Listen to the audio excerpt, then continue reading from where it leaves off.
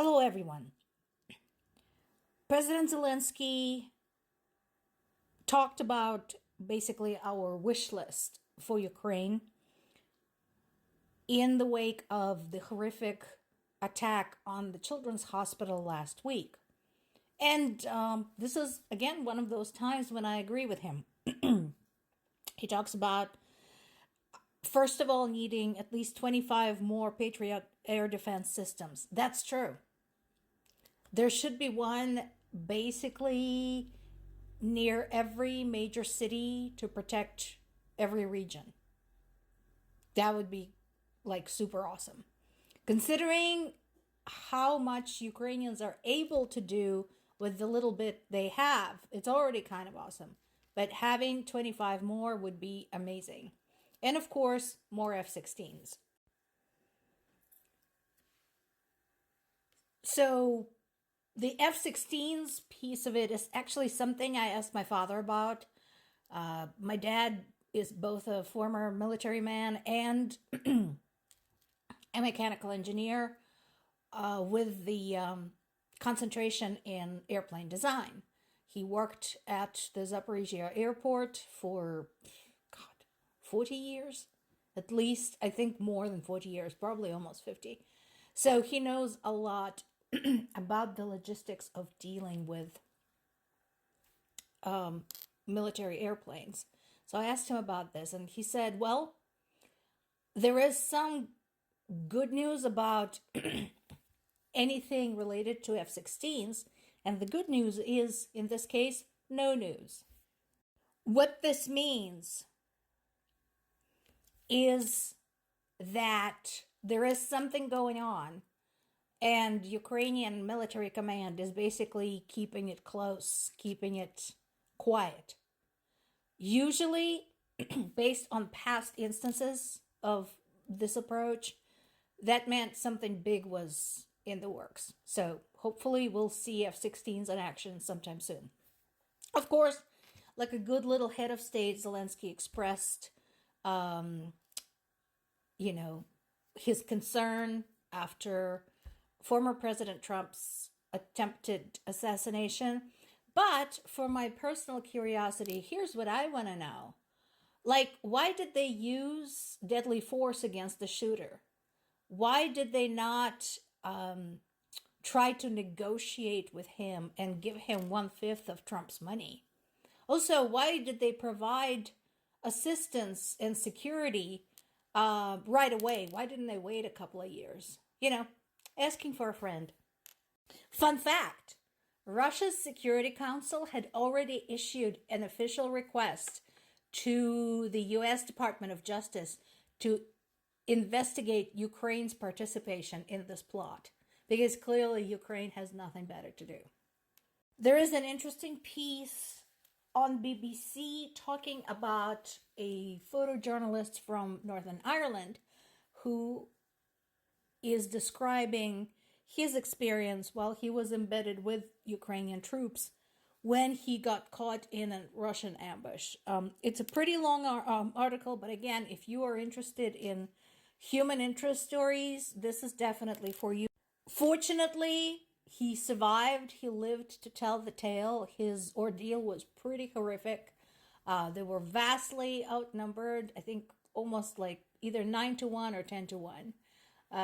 They managed to escape.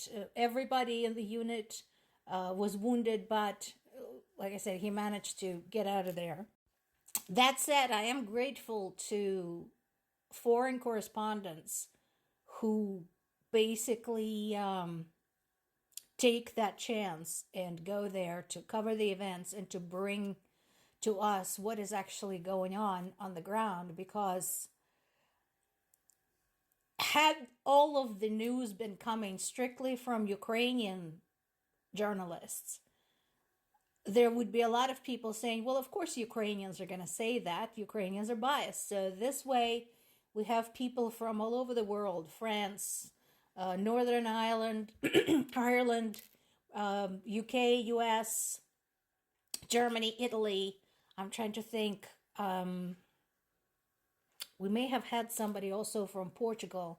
Anyway, there we have a whole small army of foreign correspondents who are covering this, and people can't say, well, of course they're going to be biased, because these men and women have no reason to be biased. They're just there to cover the events. So this guy is one of them.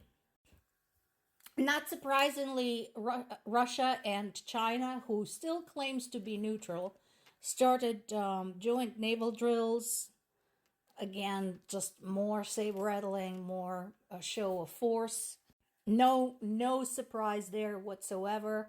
And again, this is just more evidence that, China's offers to negotiate peace between Russia and Ukraine are highly insincere, because China is very obviously in bed with Russia. Not all news is grim and terrible. There's been a couple of pieces yesterday and today that made me chuckle.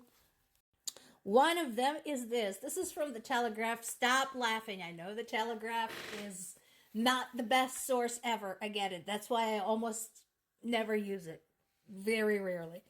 But I really felt I needed to include this because this is so much fun. So basically, Ukrainian nerds are running a dating scam and making Russians pay for the war. They set up a paid dating site. They pose as potential dates and trick the users from Russia into paying them, and then funnel that money directly to where it's needed. This doesn't surprise me at all, because again, having been a part of the grassroots fundraising effort for now many months for Ukraine, this is cool. And incidentally, all of the hackers of the world, if you want to do something good for a change, here's your chance. If you truly want to fight some serious evil, here's your chance. Here's how you might do this. You could hack into Russian sites. You could siphon away their money. You could, trick them into thinking you're some hot girl and make them pay through the nose. Opportunities are endless. On a more serious note, this is something I've mentioned in the past. I'm glad Associated Press is giving some space to this particular story. So what is this about?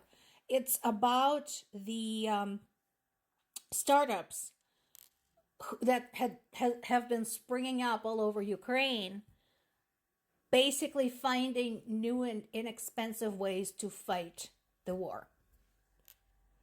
This particular piece talks about inexpensive robots, but this goes beyond just that. So there have been farmers who have been retrofitting their tractors as demining machines that can be run with a remote control, so that we could reduce human losses as we are trying to get all the landmines out of there. Of course, tons and tons of homemade drones out there, because they are simple and inexpensive to make. If you recall, during the early days of the invasion, there were entire groups of Ukrainian women making Molotov cocktails in preparation for Russia's advancement. And of course, there's the fake military objects that have been used with great success, built out of basically everything they could find cardboard, inexpensive wood, plastic that can be shaped and painted to look like anything. So big kudos to Ukrainians for their ingenuity and endurance. This is Ukraine.